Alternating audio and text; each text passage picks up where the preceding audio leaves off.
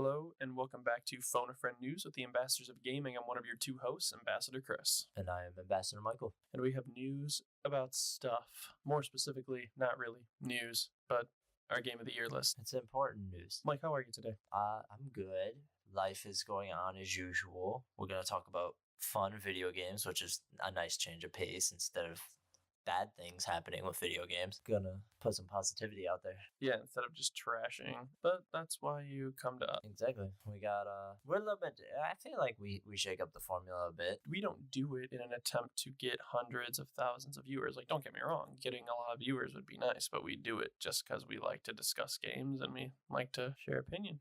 And all we have to do is just really hit a record button. That's the simplified version. You have to edit. Yeah, I spent hours editing afterwards, but that's because I want, to keep up with quality as standard. If you like the way that these have been going, please continue to let us know. It seems that this is working out better for a lot of people. They're preferring the audio-only versions, not just because of the video that, obviously it's not our beautiful faces. Yeah, Skype both Skype. I mean, I guess we could try to record over Discord. Skype just was not doing it for us. I would always lose Mike every time. At least once or twice I'd lose him. By the way, the longer I research and talk to people about Skype, it seems to just be Skype sucks. It's just that Skype sucks. Like, it's not just that my computer sucks. I mean, it's also that my computer sucks, but mostly it's that Skype sucks. No, I'm aware that Skype is awful. I'm aware. I know it's awful. I just didn't understand how awful. Apparently, I have it like the worst out of most people, but apparently a lot of people have problems being able to just normally do phone calls over Skype. So get it together, Microsoft. Get it together. We have our Game of the Year list, and, well, it's a list. It's compiled by both Michael and myself. And these are our opinions of great games. Now, I'm still going to be talking about little things maybe that have maybe things that bugged me in these games. It's not just going to be all cake and watermelon. These are on our list because we thought they were games that really made an impact on us in 2018. I think you worded that perfectly because I played through 24 games this year. Some old, some new. Oh my. To be fair, I was shooting for 22. I was trying to keep it under, because I played way more than that the last 2 years. And I played some really bad games this year, to be honest. Out of all of those 24 games, only 8 of them stood out to me. Because you and I had some overlap, so we just merged the list together to create one list. Yes. So this is not ranked. There's no 1 through 10, like this is the best one. These are just, all of these games are equally as good in their own right, and they made an impact on us, or we thought that they really showcased what was going on this year. So certain games are going to miss our list because we just didn't play them. Assassin's Creed, neither of us played, so we can't talk about it. We've discussed often that Mike plays much more games than I do. I play, if a Call of Duty comes out, I'll give it a try. I play Destiny. I play Nintendo Switch, so I don't always get some of those far-flung indies, or even, I got like 2 hours into Horizon Zero Dawn, but I wasn't even done with Breath of the Wild yet, so I just never went back to it. I still feel like you should go back. It's a great game, but I understand why you were. I was thinking about it the other day, but I have just no urge to do it in the slightest. I understand that. There's just some games I can't get back to. For instance, some people are probably going to be upset with me about it, but I played Monster Hunter World this year. That was one of the first games that came out this year, and I waited for a while because I had some friends that wanted me to play it. Yeah, Justin had it. Yeah, and it was like, I played the demo and I was like, I don't like this. So why'd you buy it? Justin peer pressured you into it, didn't he? Yeah, between Justin and then 2 of my other friends ended up buying it. And I was like, well, at least then 4 of us can all play together. So like I ended up being able to justify it. And then I was like, well, I'll buy it digitally and you and I will game share it. So worst case, maybe you end up picking up and playing it. And I was just like, I don't like this game. Like I played it and I was just like, I don't like it. So I know for a lot of people it was a big deal and a lot of people loved it, but it's just too much for me. If you're wondering why certain games didn't make our list, it's either because we didn't like them or because we didn't play them. So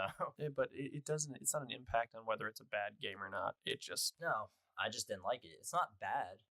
There are games that we just didn't really care for, like, say, for example, in Mike's case, Monster Hunter. And then there are games that are just objectively bad, like Fallout 76. Or Agony. Agony is fucking terrible. That game I've ever played in my entire life. Dear God. I don't know. I think Mighty Number 9 still holds that pretty close to my heart. No, I can't. Agony is so bad. You can barely find videos about it on YouTube talking about how bad it is. That's how bad it is. It's so bad. You can't even begin to explain how bad it is. You can't even fathom how terrible of a game it is. Bad. It's just so bad. And it looks so good. So But again, we're bringing the positivity. So let's move into the good stuff of the year. Go for it, Michael. My first choice being God of War. And I think if hypothetically we did just if you and I just had to pick one game, I think it would be hard for me to choose between God of War and another game on here. But it would be a pretty close tie-up because God of War is just... I have a close history with God of War. I know you don't, but I played the original 2, and then I played the third one before this one came out because it was free on PlayStation Plus or whatever. So I have fond memories of growing up with that series, so there's some intrinsic bias, but I liked old Kratos. Most people don't. Like, they didn't like how he was this dude, bro, like, going around Greece, killing everybody. Like, they didn't like him. They like this Kratos that we have here, which is this more mature. He understands how to deal with things better, and he actually wants to make an impact on his son. I'll try to avoid as many spoilers in this as possible because I don't want to obviously ruin it, but this one's really like stripped back in terms of the in-your-face violence. It's still really, really violent. Don't get me wrong. Like, the thing, if you go into it and you expect unicorns and rainbows, you're not going to get that. There's a reason behind the violence, I guess. Like, so it's more justified, I guess is the way I'd say it. It's not just Kratos going around bashing everybody's face in to bash their face in. And he actually doesn't really want to fight. Like, throughout the story, he's just kind of sick of it. Not only just the world building, but the storytelling and the way that it's showcased and the way that it plays is it's one of those games where even after I like platinumed a bit, I was like, man, it just feels good to play this. And I would just go and just beat the crap out of a bunch of people, just like I would with Doom. The way the game actually just plays is just so much fun. Sometimes I just find it fun to actually just go and play it, even though I'm done with it. I'm not going to go back and New Game Plus it, but it has that loop. One of the things that a few of the things that I liked, I did like the New Game Plus. I did like how they give you a little bit more replay value. I am a big fan of skill trees. I'm a fan of like being able to upgrade your combat and how you fight in fighting games. It definitely adds a little bit more kind of grindiness if you really want to unlock some of those really brutal skill paths. One of my favorite comparisons to it is like in Kingdom Hearts 2 unlocking the magic abilities, and sometimes you'd have to do some pretty crazy stuff to unlock a bunch of those super broken abilities. Yeah, God of War definitely made an impact. I read a lot of positive things about it. I myself did not play it. That came from Mike's part of the list. I will yield to his opinion. I would recommend you play it. I would, everyone. If you have a PlayStation, I don't feel there's a reason you shouldn't play it, especially now because you can get it for like $30 or like $25. I think I saw it at GameStop. So like you can get it relatively cheap. But overall, yeah, I think it's just a good action game, and I think you'd enjoy it. Obviously, if you're a teenage, obviously I wouldn't recommend it for like young children because of the themes in it. But it definitely made an impact and surprised me because it was way more toned down, but also so much more impactful than the old ones. Speaking of children, I wanted to move on to my first game, and by children I don't mean, well, I mean children too, but I also mean people that are young to Pokemon through Pokemon Go, and that is definitely Pokemon the Let's Go games. I have a lot of mixed feelings about Pokemon. I really do. I have nostalgia towards them, but at the same time they are baby RPGs. There's a lot of grindiness that's just there to be grindy. Exactly. It's not like Octopath where you're trying, using that as an example, it's not like Octopath where like you're trying to get into each of these dungeons and get some new abilities or get new characters, or it's just grindy for the sake of being grindy. That is a very good way to put it. But I did enjoy the Let's Go games. My fiance played Let's Go Eevee. I played Let's Go Pikachu. The capture mechanic took some getting used to, but it's charming. Works most of the time. The battle system is near same old.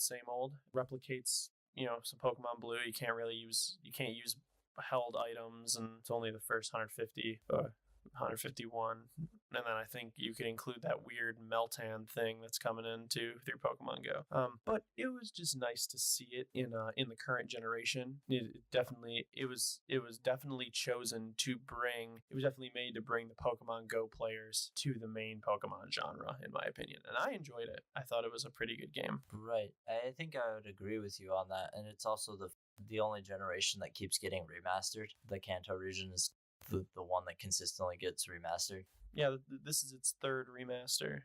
Yeah, if you don't count Yellow, because Yellow's kind of its own thing. I don't count Yellow because Yellow came out in the same generation. Yeah, I guess that's true. I wouldn't call it a remaster. That's true. That's like its version of like how there was Emerald for Ruby and Sapphire, and then there was Platinum for Diamond and Pearl. It's the same generation. Yeah, I guess I would agree with that. But I think they nailed it because when we all saw it at first, we're like, that's really stupid. Like, I think that community in general is just kind of, especially with the capturing, they're like, so I can't just like grind and beat wild Pokemon. How is that gonna work? But I think they distribute experience pretty well, because that was like the biggest hang up for a lot of people. I do like the overworld and how they pop up too, because I think that's better than just running into the grass and being like, what am I gonna get? Oh, I agree. I do agree. It's nice if you really want to avoid, running through. If you really want to avoid encountering things, you're just trying to run through a route. I think it's nice that you can attempt to make your way around. And I think that's just a better way to go about doing it. And then they like repels and lures really showcase like the difference in what they do. Like you can actually physically see it. When you use a repel, all the Pokemon are gone. Like they're just gone. They don't exist. And I don't know. This is gonna sound stupid, but like I tried to avoid using repels because it like made the world feel lonely. I was like, I don't like this. This makes me uncomfortable. Are you lonely, Michael? Sometimes, but I think they nailed it. And yeah, it was. I didn't get sick of it until about 3/4 of the way through, and I was just like, okay, I've already played this story like 6 times. I'm kind of over this, and I just plowed through it. But I enjoyed it for the first beginning half of it, and I know a lot of people are happy about the way it deals with shinies and competitive. Some people are mad about the competitive, but it's its own game, and it's, at least to me, that's indicated by the fact that you can't use the Pokebox, like the transfer tool. Pokebank, yeah. You can't use that with this. It's not on Switch yet, which indicates to me that those games won't ever be linked, with mainline Pokemon, and that they'll just be a tool to assist in Pokemon Go. And so you'll probably get another one. You'll probably get the silver and gold version, I think. Overall, yeah, I think modifying it and bringing it back up to the new age was a good idea, and it was very nostalgic for us to play through Kanto again. It was really cool. Still waiting on that Diamond and Pearl remake. Still waiting. I know you love Diamond and Pearl. One day.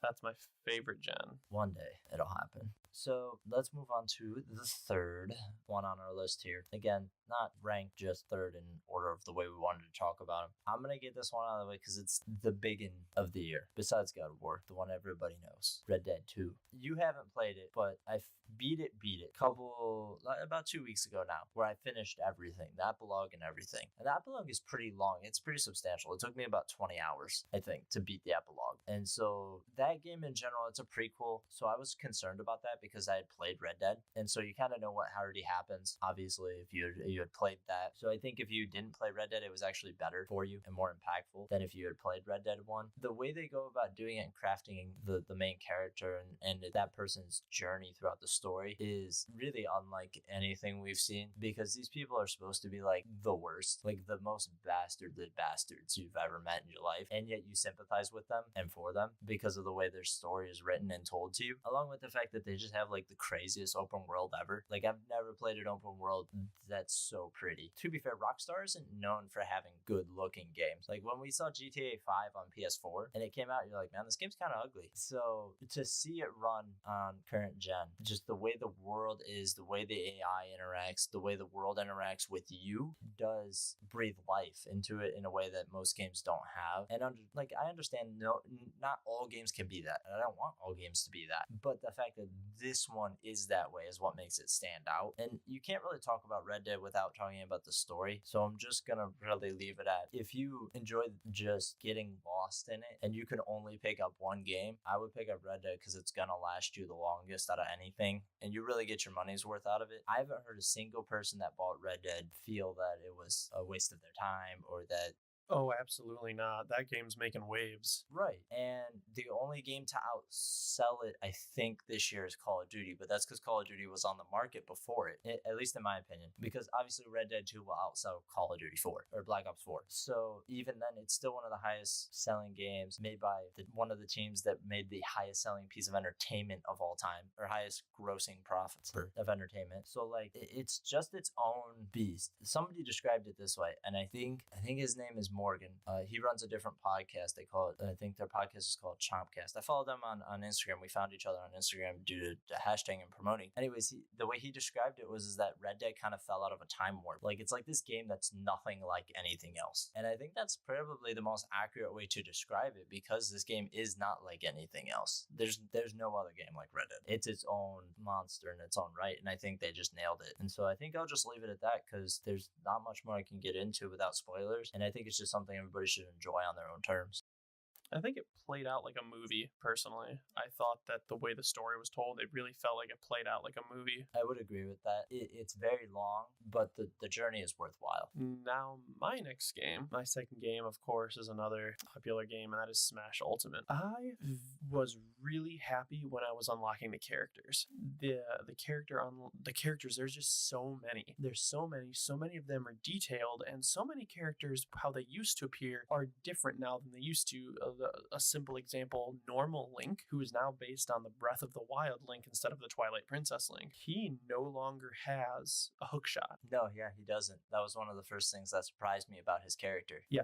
He no longer has a hook shot, and then his bombs are also remote detonation. So just little things, I think, to try and separate him from his clones, from Toon Link and Young Link. Yeah. Other standard characters, they've done a way better job of differentiating the Echo Fighters. I think there's still a few of them I don't really see much difference between. For the majority of the Echo Fighters, they do feel like their own individual fighters. Right. I think Richter and Simon are the only ones I have at the moment. You haven't unlocked all the characters yet? No, because I've been doing it like the stupid way, and that I've been playing like the story mode, and I've also been playing classic, and I've also been playing like regular Smash. So like I have a bunch of characters unlocked in regular Smash that I don't have unlocked in the story mode, and so like I've been just kind of playing classic mode because I grew up with Melee. So like for me, that's the story mode, and that's the one I prefer playing. But yeah, I don't have many echoes because I haven't been playing it that much either, to be honest, out of everything I have, because I just kind of I put it on as my like mindless game of like I'm not really feeling like playing anything right now, so I'll just beat some stuff up in Smash. So but I'm enjoying it a lot. The story mode is, I guess, okay, if you compare it to Subspace Emissary, if you're looking for a straight up novel, you're not going to get it. That's not what the story mode has been. However, the story mode is something that the Brawl story mode never was, and that is a challenge. I am playing it on easy mode just because I wanted to get through it, and without certain spirits to help you, you get pretty well bodied by the computers. Also, unlocking the fighters themselves, the fighters now have way more power behind their hits too. I lost to Dr. Mario was the last character I unlocked, and I lost to him 3 times, and the 4th time I battled him, I beat him. Wow. Yeah, I've got my butt kicked so many times by the AI. Like the unlock, they're so damn strong. And I'm just talking about like, yeah, they are. Or a new fighter has appeared, like those ones, not even just the ones in game. But yeah, they can kick the crap out of you. Who all did I lose to? I lost to Rob twice, and then I beat him the 3rd time, mainly because of his stage. His stage is stupid that you have to battle him on. Who else did I lose to? I lost to Roy. I think I lost to Lucina and Rob. No, I didn't lose to Robin, but I did lose to Corrin. Yeah, I remember fighting I know it was Robin I was fighting. Kicked my butt a bunch of times. I still insist on calling that character Corn. Corn instead of Corrin. Jesus. Get some corn. The online issues I called.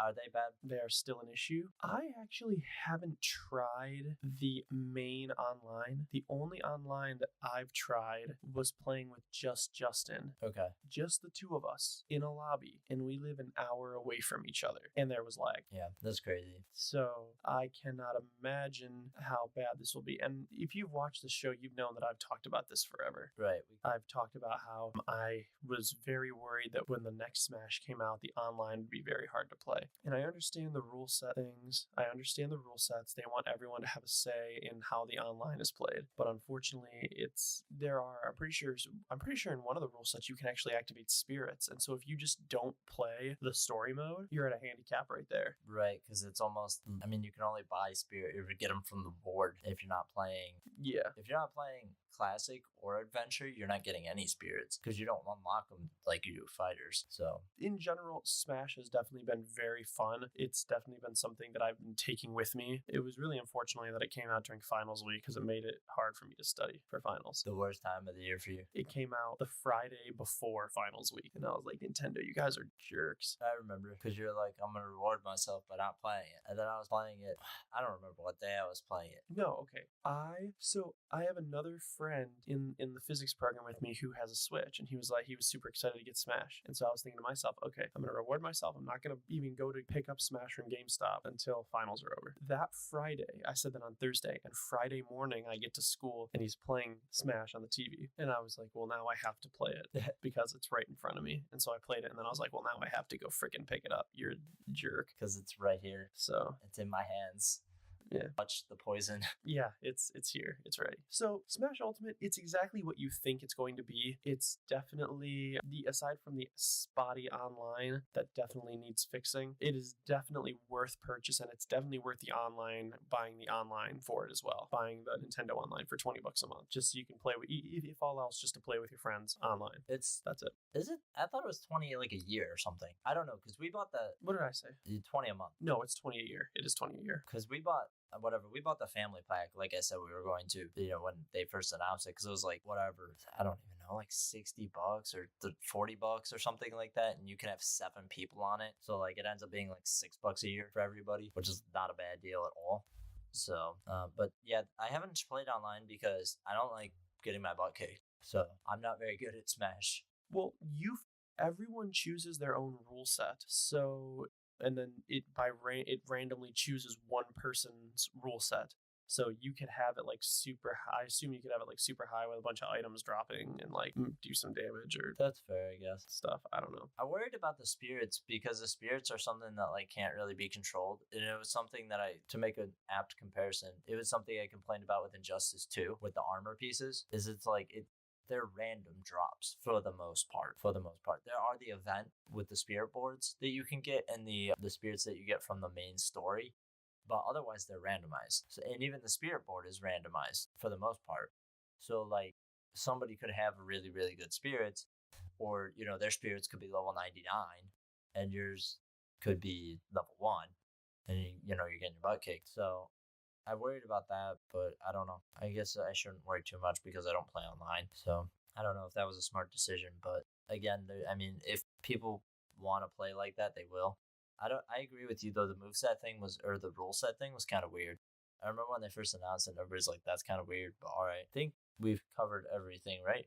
Or do you have more you would like to say? For Smash, yeah, definitely. For Smash, yeah, pick it up. If out of all these, I'm not big on advising people to pick up games, because just because it's something I like, it doesn't mean it's going to be something you like. But I think that Smash is a really fun game to play while you're sitting around. It's really good in handheld mode. You don't need a TV. It's pretty good. So, but that's what I'll leave it on. I think it's fair for me to assume and say that the first 4 games we've talked about here are all games we would recommend everyone play, just to try at least, because we think they're all so phenomenal. These other ones that we're going to talk about are a little more niche, except for, I think, my last choice. I think that one is also pretty accessible. I'm just piggybacking off of what you said in terms of, if you're going to play a fighting game or pick up a fighting game, I think Smash would be the way to do it. Smash is where it's at. My second and last choice, number 5 on our list here, is going to be my niche pick, and that would be, stay with me here, Digimon Story Cyber Sleuth Hacker's Memory, a long-ass Japanese title. It's a long title. It is a follow-up to Digimon Story Cyber Sleuth, which came out in 2016, and it is a turn-based Digimon game. So, traditional Digimon game where it's 3v3, usually, or you have a team of 3. And, there's all the complex Digivolutions and things like that. So I'm not going to get too deep into it, but I do want to elaborate on the fact that it's a sequel to that game, but it's also weird because it's a side story. So it's happening along the same time that the first game is happening. So the things that kind of just don't really get explained or overlooked, or things you don't really think about in the first game, get explained through that game. And it also has its own storyline. Because I think where the main storyline of the first game ends is like chapter 5 of the second one. So like it has its own story in its own right, but it is a side story at the beginning. And the reason I put it on here is because Cyber Sleuth was one of my games of the year when it first came out, because it was the first Digimon game we'd gotten in a long time. It's a very good game, and I like turn-based games, and I like tactical kind of games, and it ended up being that when that game came out, we ended up just kind of breaking it. It's one of those games where it's not designed to be broken, but they don't check everything. And so it was one of those things. It was kind of fun, like being a kid where you could break apart this game and just go all in and get things moving very, very quickly. It was fun to play, but it was also really, really challenging. Like, it's like unnecessarily hard for some reason. I wanted to throw it on my list because it was an interesting side story game that usually doesn't happen. Side stories usually don't happen, period. They just leave stuff unexplained. And when they do, they're usually like kind of thrown under the bus because it's like, well, I already know what's happening in the storyline I already cared about, or I already played this, basically. So it's definitely one that's really niche though, because if you don't like Digimon or you don't like really Japanese games, you're not gonna like it. But I do think it was one of the best games I played this year. So it earned a spot on the list. I have not played it, so unfortunately I have no comment on the matter. But is this the one you got for Switch? No, the one for Switch comes out next year. Okay, yeah. I just don't have an interest in them. It's just not my thing. Digimon isn't huge like Pokemon is. It's very, very niche. Its fan base is pretty dedicated. Because I remember when Cyber Sleuth came out, they had no plans of releasing it in the West. There ended up being a big petition and push from us over here in Europe and America. And I think there was, I don't remember how much signatures were on this thing, but it was a lot. It was like upwards of like 200,000 people. And so Bandai was like, well, screw it. They want it. And so they made it. So seeing them back over here is really nice because it's not like Pokemon where it's like, you're going to get a Pokemon game. But if Pokemon disappeared for 6 years, you'd be pretty stoked on it coming back. So extreme bias on my part. Well, I mean, but it's our list. This is why it's our Game of the Year list and not some sort of my second to last pick, which I was blown away when this somehow got nominated to possibly be Game of the Year, and that is Celeste. Celeste was so good. The platforming was, I wouldn't call it, what are the term they give those, what's the term they give those games like Super Meat Boy, the super hard games? There's a term for them. I know what you're talking about, but I can't remember the exact terminology they use because it's not like Dark Souls-esque. Because that's for 3D hard games. Can't think of it. I don't remember the term, but while Celeste was definitely challenging, it was definitely beatable with enough tries. Right. It was definitely... Go ahead, I'm sorry. It was definitely beatable. The story was really well done. I like how it's a very real story. It's something that everyone can relate to, especially if you're in your teen years. I think you can definitely relate to Celeste's story. The score for an indie game, it's very rare that we see an indie game with such an amazing musical score, but it was very, very well done. Right. I remember top to bottom when Celeste first came out because it was one of those games where it was like, people liked Towerfall a lot. That was one of the games we played a lot back when I still lived in Ohio, and we would do like Let's Plays or whatever when we were, hanging out together when we first started this channel. When we heard about Celeste, I remember doing that show. Both you and I were like, this is something really like everybody should look forward to because not a lot of people played Towerfall or knew about Towerfall at that time. Yeah, I remember. And we're like, dude, you guys need to pay attention to this game. It's gonna be good. And then it came out and it was great. Just like, we thought it would be. And it blew a lot of people away because they didn't know about, I think the developers, Matt Makes Games. And I believe it's almost a one-man team or he contracts out people for certain things. But for the most part, he takes care of most of the development from my understanding. I'm glad that this was the first game that came out this year that was really, really good. And it was the first game we had high expectations for that even blew us away, which I think is even more important because we expected this to be good and then it was even better. So that's why I think it made our list. But for a lot of people, it made their list because they just didn't know what to expect. But when it comes to platforming, this game I think is just equally as important as Super Meat Boy was to platforming. Definitely. It's challenging, but there's a big learning curve and it's definitely doable. But it's one of those games that you have to pick up and just go through the whole thing. Because if you try to come back to it, you're going to have a hard time. Definitely. That was my issue. But yet, Celeste is pretty straightforward. If you still haven't tried it, I believe it's on sale on the Nintendo Switch store. And I think the best place to play that game is Nintendo Switch. I would agree with you. Because it looks really great on the TV, but I remember playing it mostly in handheld. Because it felt good. It felt like a kind of game I would buy for my DS. You know what I mean? So it felt at home. Yeah, definitely. Handheld. So, ironically here, a lot of the ones that we're talking about on this list, I'm assuming you're done with Celeste. All right. Yes. On our list here, we have a lot of exclusives, as per usual. I think the only game we've talked about that's multi-platform so far is Red Dead. So, one on my list, well, the last one I'm contributing is Spider-Man on PS4. And I think that's not really going to come to anybody as a surprise because it's very, very accessible when it wants to be, but it also has this huge learning curve. Like, I went back and played it with the DLC recently because the last DLC just came out, and the last DLC is ridiculously hard, like unnecessarily hard. And No, you think so? well, there's guys with shields that also have jetpacks that you can't punch from the front. You have to go underneath them or behind them. And then you also have people, like 7 other people shooting you or shooting rockets at you. And then also like big guys with Gatling guns. Like, it's crazy. Like, the very beginning of that DLC opens up with stuff like that. You're like, Jesus, give me a second. I got to remember how to play this thing. So, but anyways, to get to it, the Spider-Man game has its own storyline, exists in its own continuity. It doesn't exist in the MCU, obviously. But they took some liberties, I think, with this game. The timeline doesn't match up. So certain villains don't exist in its timeline yet, or period, they don't exist. And also, Peter is much older than we're used to seeing him.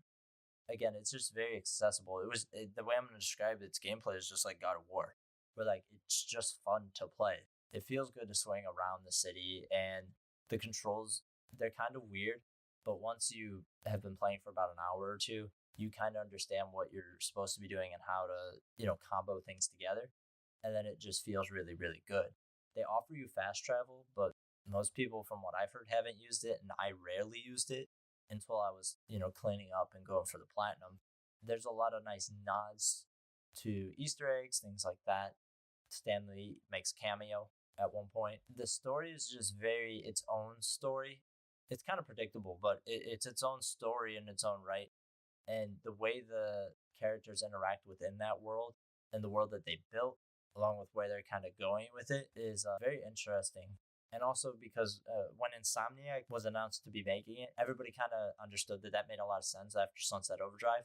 Because Sunset Overdrive felt like it could have been Spider-Man if he was grounded without web shooters. They just really nailed it. It's really, really pretty. The lighting in it is really, really great. They took a photo recently and showcased off the Raimi suit that they put in from the first series of Spider-Man movies that came out. I would have thought it was a screenshot from the movies.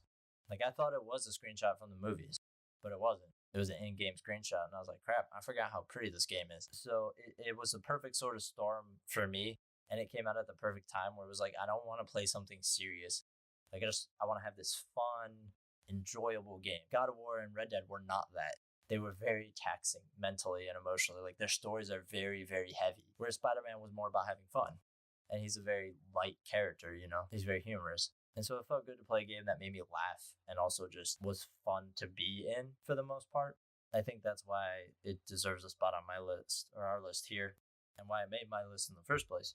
And I think that's why you're seeing it pop up in a lot of other people's lists, is because we all kind of knew it was going to be great, but again, it exceeded expectation. So I thought it reminded me of how good it was to play the original Spider-Man 2 movie game for PS2. yeah, that game is really great. Yeah, it felt like that. Yeah, actually, there's a heated debate about which one plays better in terms of web swinging and everything. I guess within that community that I didn't know existed. I guess there's a community of people that are like hardcore into Spider-Man games. I didn't know that was a thing, but, teach their own, I guess. My last game is one that we talked about quite a bit when it came out. We were both enjoying it very much, is Octopath Traveler. Octopath, I think, is a great intro to, I won't say harder RPGs, but just something more difficult than Pokemon, more things to consider. To me, it reminded me of the manga One Piece, where you go around, you can have so many people in your party. You go around, you do the first part of a person's story, and then they kind of join your crew that you have walking around this huge area.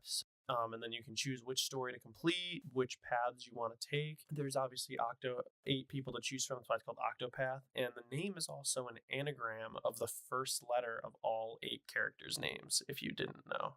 Which is pretty cool, because I remember when you pointed that out to me, I was like, I never would have thought about that. Yep. I don't know if I remember all their names. Ulbrich, Cyrus, Therion, Ophelia. Oh, who's P? Primrose. I can't remember. Primrose, yeah. Alphen, Therion, and Honnet. Octopath. Did you say Tressa? I think you said Therion twice.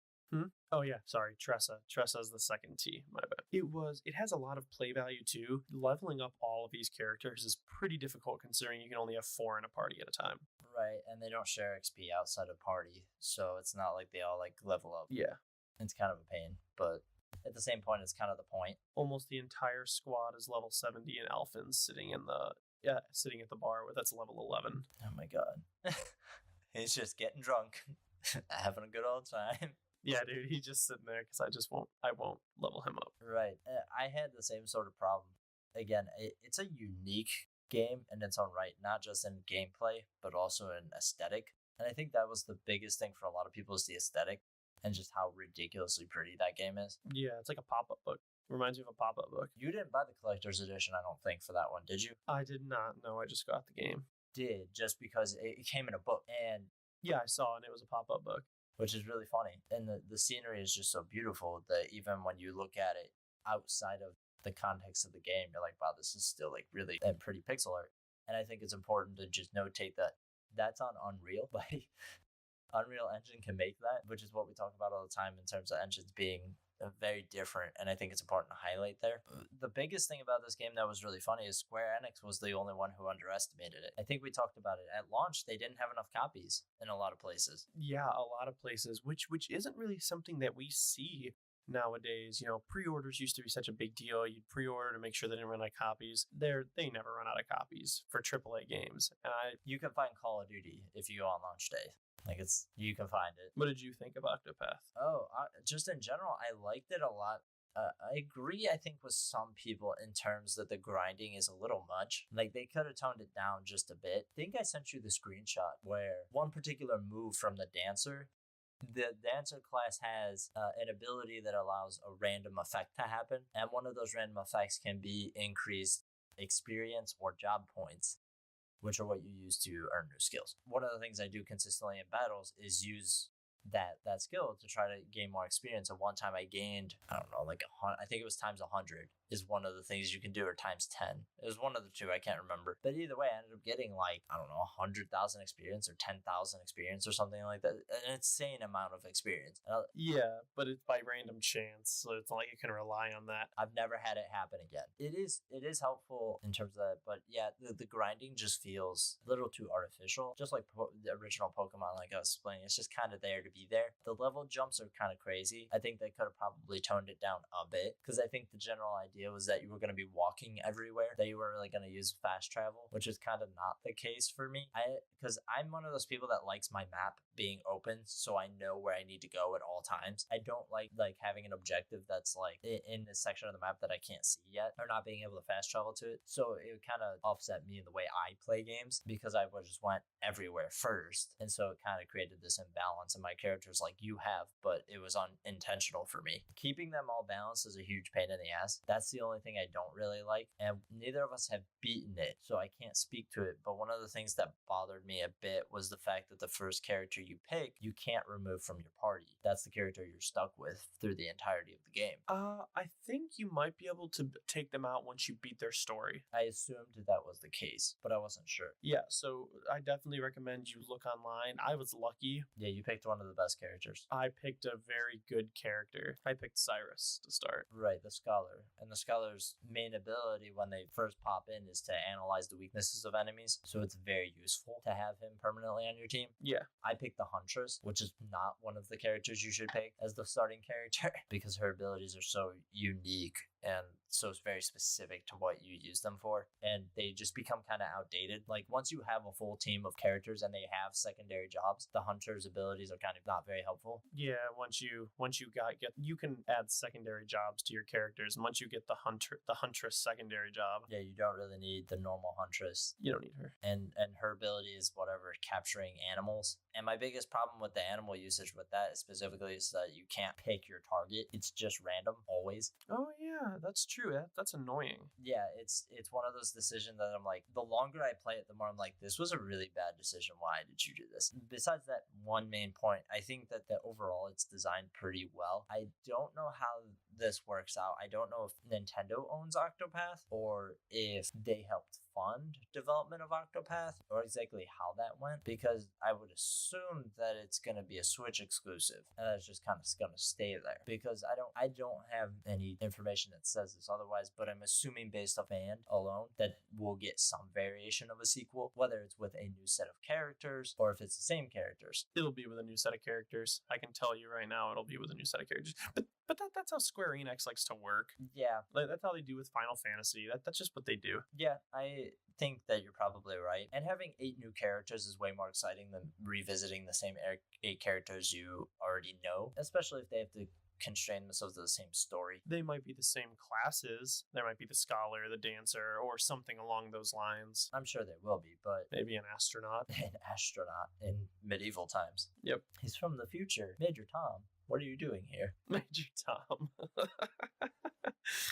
Anyway, that is our list. That's our 10, 8, I can count. Those are our 8 games that we thought were worth mentioning. So try and check us out at least once a week. That's how often we try and do this. Our rebrand is coming. We're working on trying to get some graphics and some this and that Right. to enhance the audio and visual experience. That's gonna be it for us. I'm Ambassador Chris, And I'm Ambassador Michael. and we'll see you next time. Goodbye, friends. We're out.